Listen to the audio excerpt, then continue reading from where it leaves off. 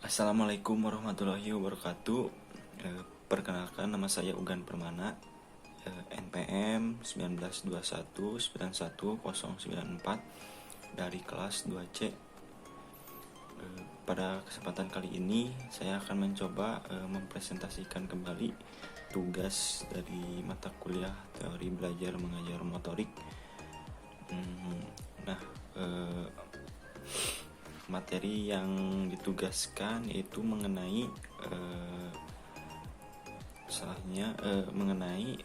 bagaimana pengaturan urutan materi belajar, terus juga bagaimana pengaturan waktu latihan, terus juga bagaimana pengaturan lingkungan belajar, terus yang terakhir itu bagaimana metode mengajarnya.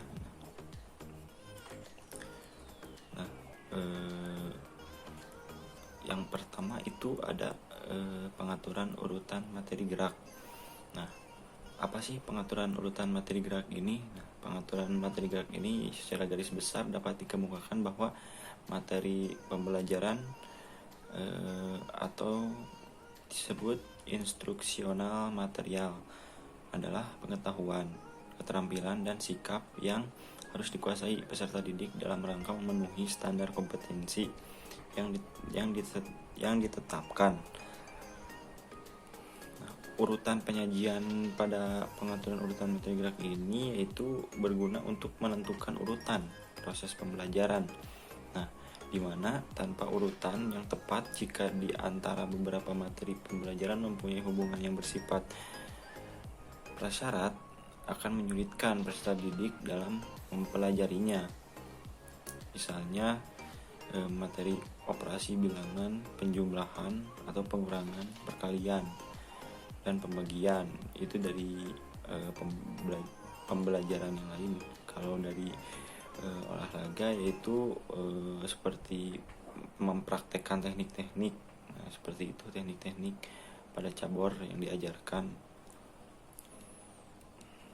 Terus yang materi yang kedua yaitu ada pengaturan waktu latihan. Pengaturan waktu latihan ini, pengaturan berasal dari kata dasar atur. Pengaturan memiliki arti dalam kelas nominal atau kata benda, sehingga pengaturan dapat menyatakan nama dari seseorang, tempat, atau semua benda dan segala yang dibendakan. Nah, sedangkan waktu latihan adalah jumlah waktu secara keseluruhan dalam satu sesi atau unit latihan mulai dari pembukaan sampai dengan penutup.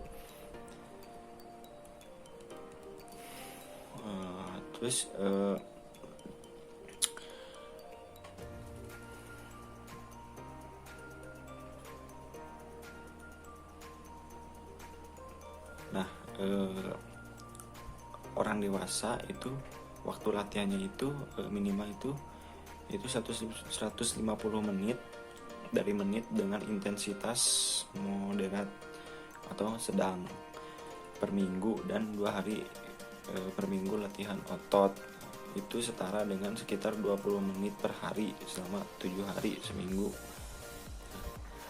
Ada beberapa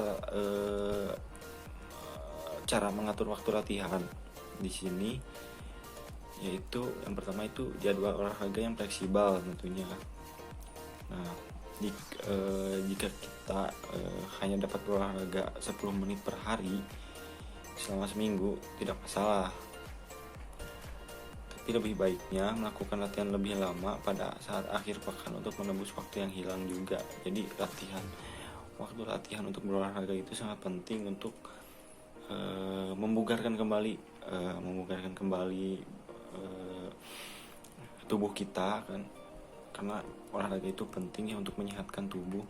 Nah, yang kedua itu ada masukkan olahraga dalam jadwal harian. Anda harus merencanakan olahraga setiap hari, jadi harus memasukkan ke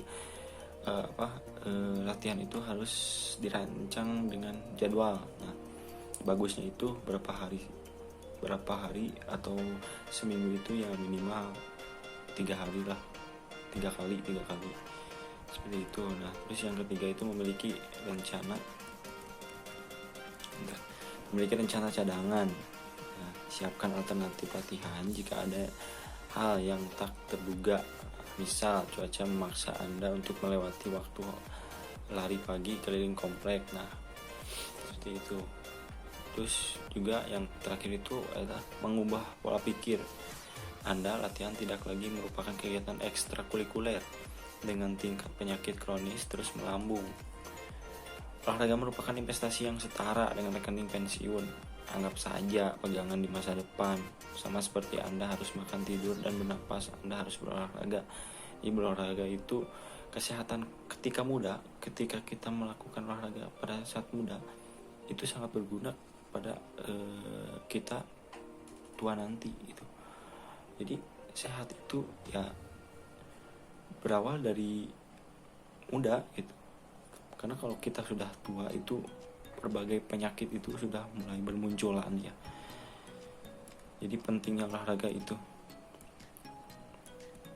Terus yang materi yang ketiga itu ada pengaturan lingkungan belajar. Lingkungan belajar adalah semua kondisi yang mempengaruhi tingkah laku subjek yang terlibat di dalam pembelajaran, terutama guru dan peserta didik, sebagai ujung tombak proses pembelajaran di sekolah. Nah, lingkungan belajar yang kondusif itu sangat sekali diharapkan ya, dan juga sangat mempengaruhi proses tumbuh kembangnya kualitas guru dan peserta didik yang ada di sekolah. Pengelolaan kelas merupakan sebuah upaya untuk mewujudkan suatu kondisi proses atau kegiatan belajar mengajar yang efektif. Terus terdapat ada dua fungsi dalam pengaturan lingkungan belajar, yaitu yang pertama itu mempersiapkan lingkungan fisik yang aman, nyaman, menarik, dan didesain sesuai dengan perencanaan sehingga mendorong anak untuk mengoptimalkan perkembangannya. Terus yang kedua itu ada mendukung anak untuk mandiri, bersosialisasi, dan menyelesaikan masalah. Itu adalah pengaturan lingkungan belajar. Sedangkan metode mengajarnya itu metode mengajar adalah strategi yang digunakan sebagai alat untuk mencapai tujuan belajar mengajar tersebut. Nah, pemilihan dan penentu metode mengajar yang tepat akan mengakibatkan pencapaian tujuan belajar mengajar secara efektif dan efisien. Tujuan belajar mengajar tertentu akan membutuhkan metode mengajar tertentu pula. Macam metode mengajar yang bisa diharapkan adalah di sini ada 7 metode, yaitu yang pertama itu ada metode ceramah. Metode ceramah ini adalah metode pembelajaran yang disampaikan secara lisan atau langsung pada saat guru membariskan siswa ketika akan melakukan pembelajaran olahraga. Nah, terus yang kedua ada metode diskusi, yaitu seperti guru itu menanyakan apakah siswa sudah mempelajari mengenai apa yang akan dipelajari pada hari ini, seperti itu. Terus juga di situ ada tanya jawab juga. Terus yang ketiga ada metode resitasi. Pada dasarnya metode resitasi ini merupakan umpan balik yang diberikan guru pada para peserta didik, yaitu dengan mewajibkan peserta didik membuat ringkasan materi yang disampaikannya. Jadi ketika guru sudah menjelaskan, ketika guru sudah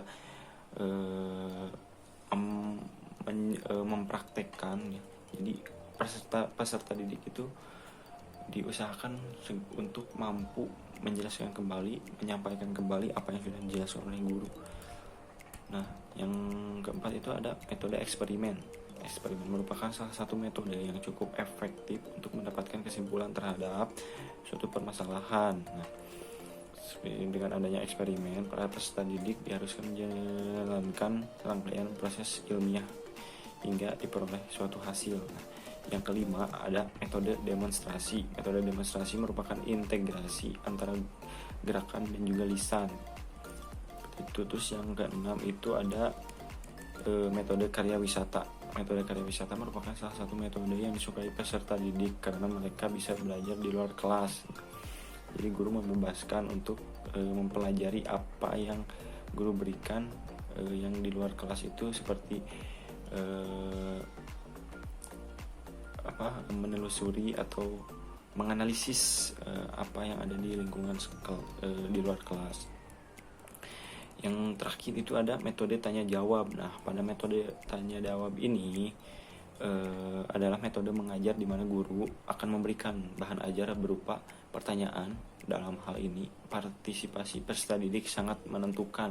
Jadi dalam metode tanya jawab ini guru itu mengharapkan peserta didik itu memahami apa yang sudah diajarkan oleh guru pada saat pembelajaran dimulai. Pada di akhir itu guru berharap peserta didik itu mampu berpartisipasi kembali atau mengulas kembali apa yang sudah diajarkan. Seperti itu. Nah, mungkin sekian ya pembahasan atau presentasi kembali dari saya dari tugas teori belajar mengajar motorik ini. Mohon maaf jika ada kesalahan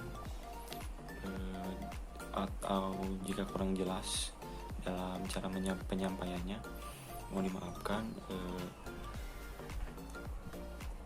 Selamat malam dan semoga sehat selalu. Wabillahi taufiq wal hidayah. Wassalamualaikum warahmatullahi wabarakatuh.